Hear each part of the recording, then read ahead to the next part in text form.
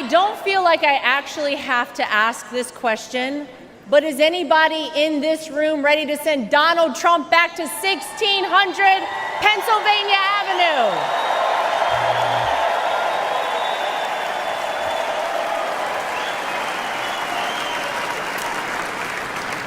Well, it may not be a surprise that I actually had a very different speech that I was prepared to give up here tonight. That all changed at 6:11 on Saturday evening. Nothing prepares you for a moment like that. Our family has faced our fair share of death threats, mysterious powders sent to our homes, tasteless and violent comments directed towards us on social media, but none of that prepares you as a daughter-in-law to watch in real time someone try to kill a person you love. None of that prepares you as a mother to quickly reach for the remote and turn your young children away from the screen so that they're not witness to something that scars the memory of their grandpa for the rest of their lives. The prayers and well wishes we've received over the last 72 hours have been overwhelming, to say the least.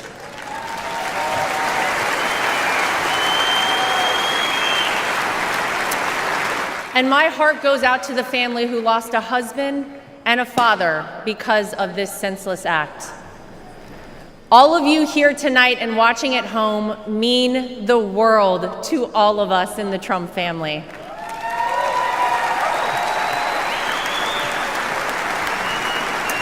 If Donald Trump has shown us anything, it's that when it feels impossible to keep going, those are the times we must keep going.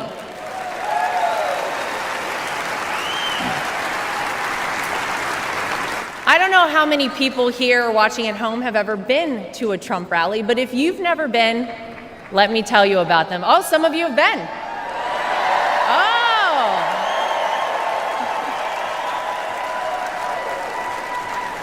Oh. Regardless of how the media have painted these rallies, you would be hard-pressed to find and to join a happier group of people coming together over their love for the greatest country on earth, the United States of America.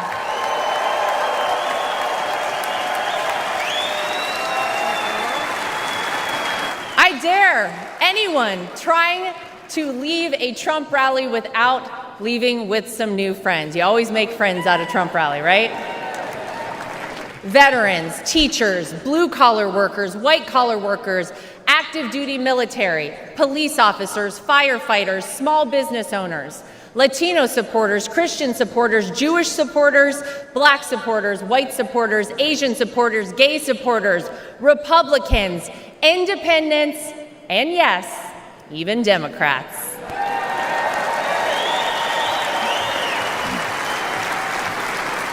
At a Trump rally, you're not viewed as your profession, your religion, or the color of your skin.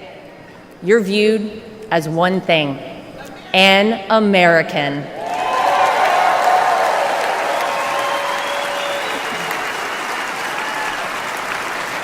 Last Saturday was a jarring reminder that we, as Americans, must always remember: there is more that unites us than divides us.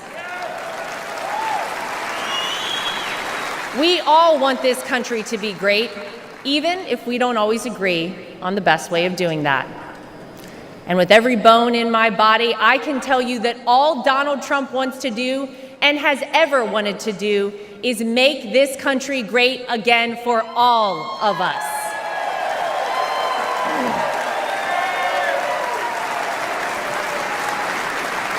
Proverbs 28 reads, "The wicked flee, though no one pursues, but the righteous are as bold as a lion." And that truly epitomizes Donald Trump. He is a lion.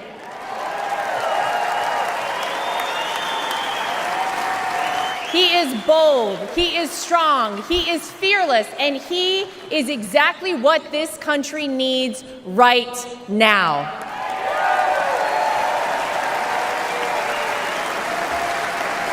Let's not forget what life actually looked like under President Donald Trump.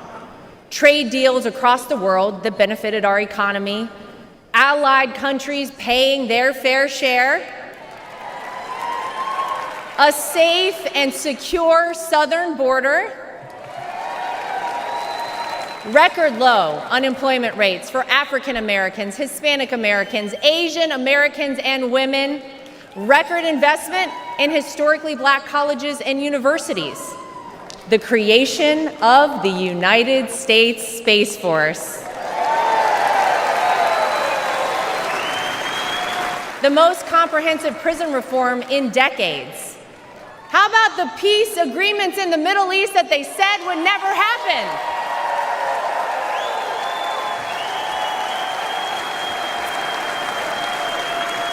The largest tax cuts in American history, our energy independence, massive amounts of red tape cut, and no new wars when Donald J. Trump was president.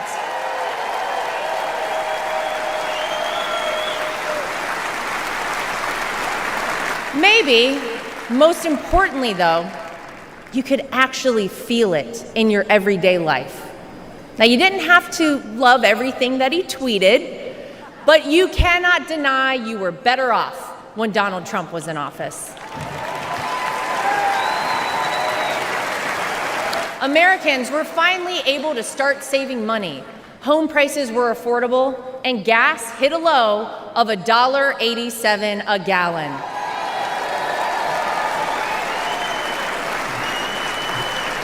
As I speak here tonight, many of our fellow Americans don't know how they'll pay for their next trip to the grocery store, new clothes for their children, or this month's rent. Many of our fellow Americans worry that we are on the verge of a major terror attack here on American soil. Many of our fellow Americans don't think their own children will be able to establish a better life than they themselves currently have. Many of our fellow Americans are right now sitting and wondering how on earth this country could have moved in the wrong direction and so quickly. The Democrats and the media know that they cannot convince you, the American people, that your life is better off now, because it's not. So what will they do? They'll try to sell you on some outrageous narrative about the terrible things that Donald Trump will do if he becomes president. But you don't have to imagine what it would be like. All you have to do is remember what it was like.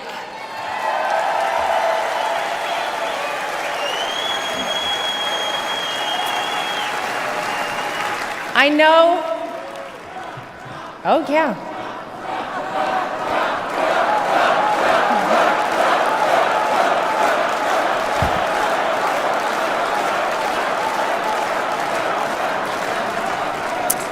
I know what you hear out there about Donald Trump. I know what you read, what the media tells you, and what out-of-touch celebrities on the left say about this man. But when I look at Donald Trump, I see a wonderful father, father-in-law, and of course, grandfather to my two young children, Luke and Carolina.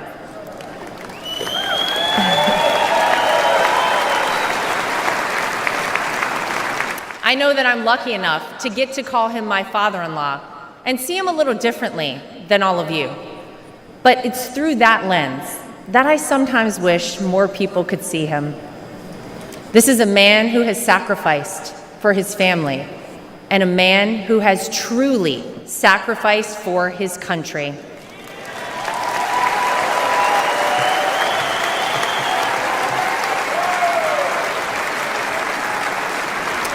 Donald Trump didn't need to run for president for fame or money. Trust me, we all know he already had plenty of that.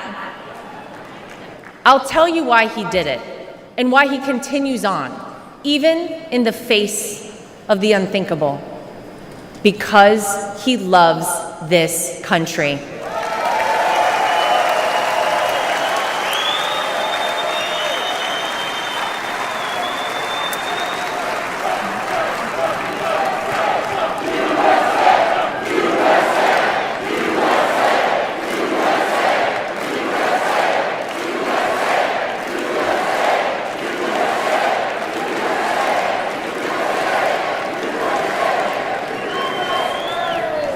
He did it for his grandchildren, for your children and grandchildren, and for the generations to come. I have seen this man dragged through hell and back, in and out of courtrooms, indictments, impeachments, mugshots, and even an assassination attempt. And yet, he has never backed down.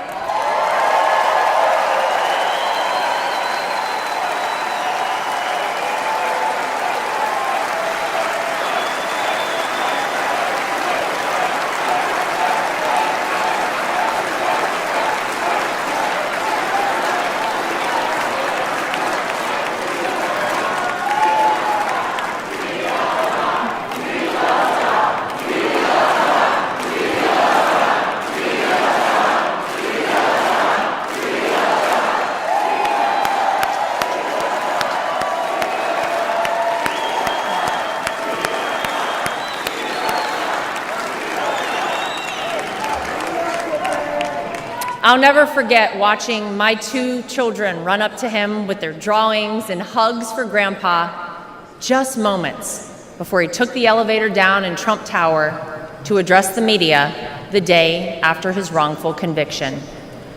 Despite everything else he had going on, he had no other focus in the entire world, just a man relishing time with his grandchildren. It's a side of Donald Trump that not enough people get to see.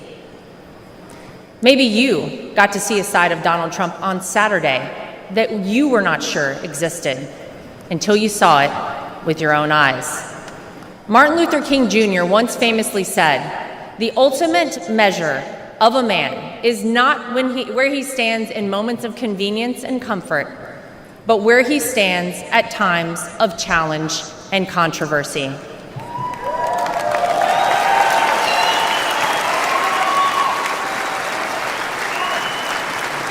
There's no doubt that Saturday was one of the most frightening moments of my father-in-law's life.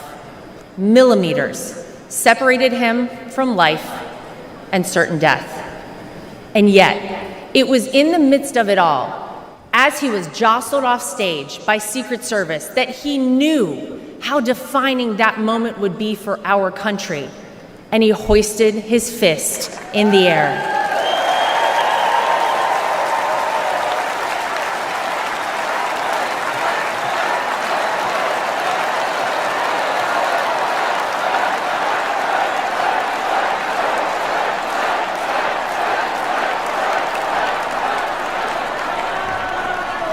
It was not just for the audience at the rally, not just for his supporters tuning in, but for all of America. And as a signal to the world that no matter what, America will always prevail.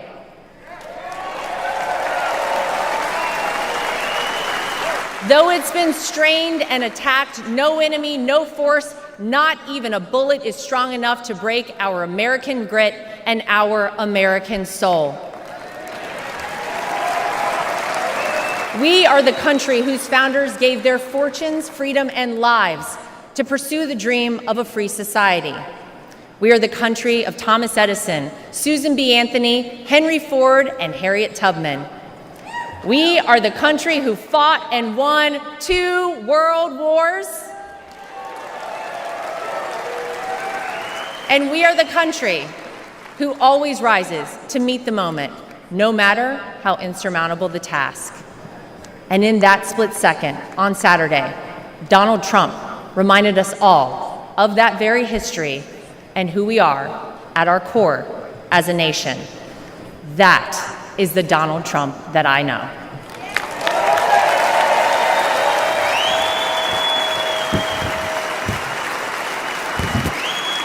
He is an American who conquered the business world, an American who made himself a household name, an American who was beloved by politicians and fellow celebrities for decades until he ran for office with an R next to his name.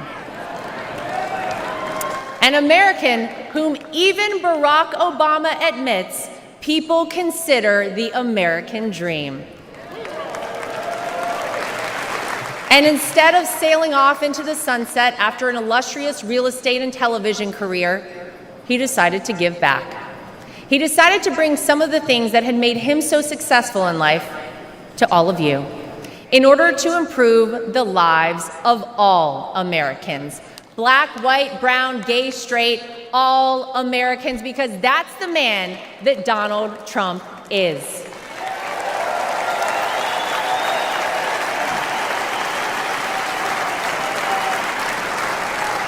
I can tell you that my personal experience with Donald Trump has shown me his heart. There wasn't a second that he made this small-town girl who was way out of her element in New York City feel anything but welcomed and part of the family. And if not for the support and encouragement of my father-in-law, I wouldn't be where I am today. It's been said by many that Donald Trump sees things in people that they don't even recognize in themselves. In 2016, when he asked me to help him win my home state of North Carolina, I'll be honest, I was terrified. I had no idea how I would make it happen, but he knew I would, and I did.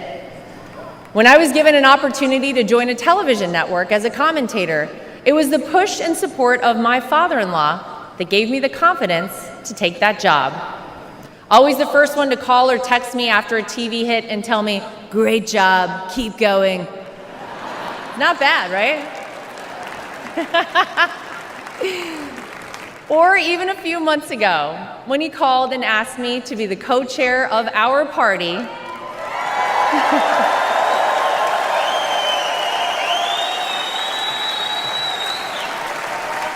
he showed me potential in myself that I couldn't yet see.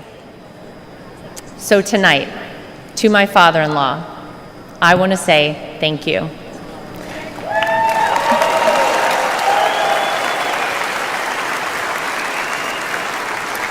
Thank you for your resilience. Thank you for continuing on. Thank you for raising wonderful kids. Thank you for being an amazing grandfather. Thank you for never giving up on me. And thank you for never giving up on our country.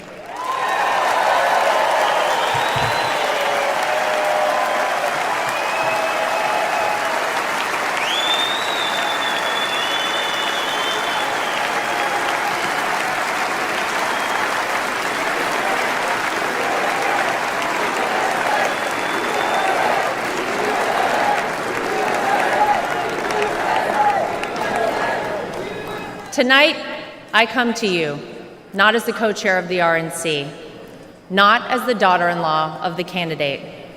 Tonight, I come to you as a mom and as a citizen of this country.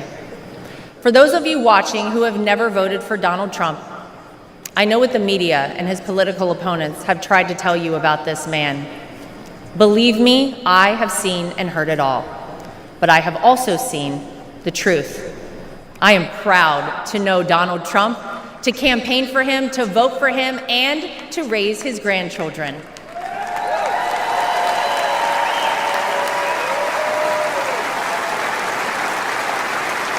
He will do what is necessary to protect you, protect your family, and protect this country. Because Donald Trump wants us all to be successful, to be safe, to be happy, to be strong, and to be great again.